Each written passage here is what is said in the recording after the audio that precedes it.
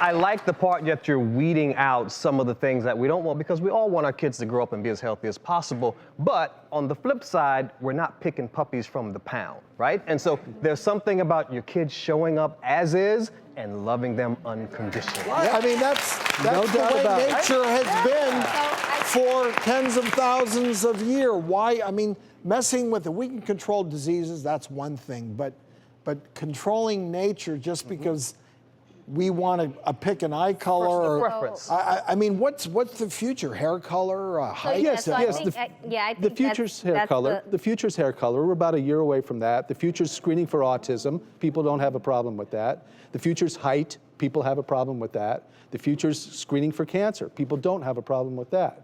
But should we eliminate any of those? Because then you put the handcuffs on scientists. And I'm a very strong proponent of the fact that you never put the handcuffs on scientists. So I think that's the question. People are wondering if one day you'll be able to show up and kind of build a baby and say, I want my baby to have this color eyes, this color hair, this height, I want him to be this weight, and all of the other like physical attributes. Yep. Do you think that we could get to a point where we have gone too far and it can have a negative impact on society? Well, we look at society for instructions on that. And I always tell people there's no book on my shelf that tells me how to do this. As a matter of fact, we may be writing the book because there's no guidelines, there's no instructions. What's right, what's wrong?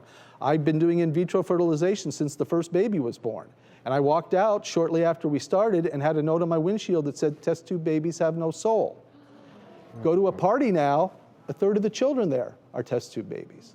So it's evolving, and it's inevitable. It's coming. So Dr. Steinberg, how much does this cost, say, for the IVF and then the additional medical screening and then the add-on of, say, checking eye color? Right. Standard in vitro fertilization is about $12,000 in the U.S.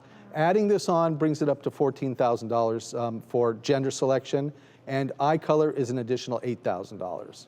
So it's not inexpensive, and it's not for everyone, but for the people that find it valuable, they really have no problem with it. So I'm just curious, like your thoughts, do you think anything would be overboard? Like, would you say, I would never want somebody to be able to come in and make all of these requests, or is your thought that nothing is gonna be too much?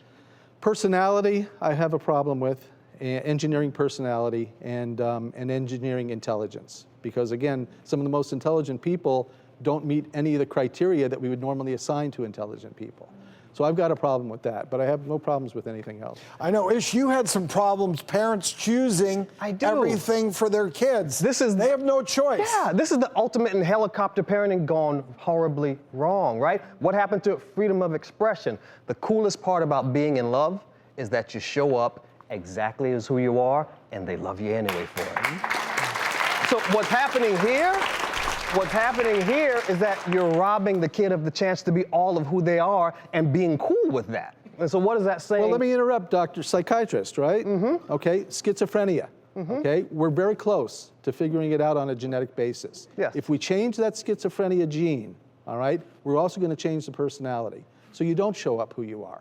And that's a good thing because you're psychotic. Good and bad to everything. But my eyes are brown, and I wouldn't be me if my eyes were green. I love the fact that I can show up and people love me regardless. And so when we're talking about correcting a dysfunctional pattern, I'm all for it. But when we're talking about selecting something that's just a part of expression, that's where I got to get off the train. I'm totally respectful of that. All right, Totally this has been a really interesting discussion. This is good stuff. Thank you very much, Dr. Steinberg. I can tell you are committed to what you're doing.